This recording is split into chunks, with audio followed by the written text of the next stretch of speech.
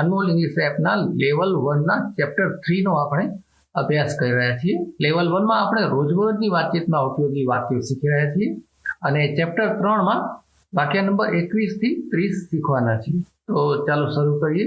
વાક્ય number 21, gate dressed, કપડાં બદલાવી લ્યો, તૈયાર થઈ જાઓ. ટુ ડ્રેસ એટલે કપડાં પહેરવા કે કપડાં બદલાવવા. આના બીજા પણ ઘણા અર્થ થાય, પણ અહીં કપડાં બદલાવાના અર્થમાં લીધેલું છે. વાક્ય નંબર 22, ગેટ રેડી, તૈયાર થઈ જાઓ. કપડાં બદલાવીને તૈયાર થઈ જાઓ અને અહીં ફક્ત તૈયાર થઈ જાઓ. એટલે કોઈ કામ કરવા માટે તૈયાર થઈ જાઓ કે બહાર જવા માટે તૈયાર થઈ જાઓ કે એમ ટૂંકમાં કહેવું હોય તો કહેવાય ગેટ રેડી, તૈયાર થઈ જાઓ. વાક્ય નંબર 23, વોટ્સ હેપન્ડ, શું થયું? કોઈ ઘટના વિશે વધારે માહિતી જોઈતી હોય, શું થયું, કેવી રીતે થયું, તો કહીશું વોટ હેપન્ડ, શું થયું.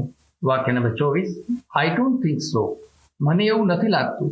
થિંક એટલે વિચારવું કે લાગવું. આઈ ડોન્ટ થિંક સો, મને એવું નથી લાગતું. વાક્ય નંબર 25, વાય આર યુ અપસેટ, તું ઉદાસ કેમ છો અથવા તમે ઉદાસ કેમ છો. અપસેટ હોવું એટલે ઉદાસ હોવું. વાક્ય નંબર 26, why are you sad, sad એટલે ઉદાસ હોવું, દુઃખી હોવું. તમે કેમ દુઃખી છો, તમે શા માટે દુઃખી છો કે ઉદાસ છો. વાક્ય નંબર 27, I am not interested in it, મને એમાં રસ નથી. તમે જે કાંઈ વાત કરી રહ્યા છો એમાં મને રસ નથી.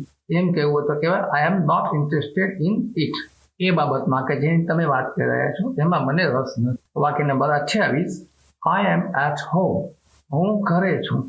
એટ હોમ એટલે ઘરે હોવું. હવે જોઈએ વાક્ય number 29, you are looking elegant, elegant એટલે ખૂબ સરસ, સુંદર, મસ્ત. તમે સુંદર લાગો છો, મસ્ત લાગો છો. આ વિડીયોનું છેલ્લું વાક્ય, વાક્ય number 30, that's so kind of you, એ તમારી ઉદારતા છે, તમારી મહેરબાની છે. કાઇન્ડ એટલે ઉદાર. કાઇન્ડના પણ ઘણા બધા અર્થો થાય, એ આપણે વળી શબ્દોને લગતા જે વિડીયો છે એમાં જોઈશું. પણ અહીં એનો ઉદાર હોવાના અર્થમાં ઉપયોગ કર્યો છે.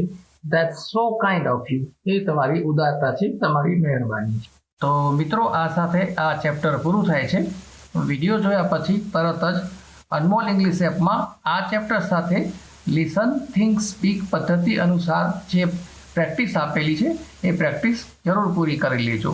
દરેક વખતે વિડીયો જોયા પછી એપમાંથી આ પ્રેક્ટિસ કરતા રહેશો તો તમને થોડાક જ સમયમાં ગ્રામરના નિયમો યાદ કર્યા વગર જ સરસ મજાનું ઇંગ્લિશ બોલતા આવડી જશે.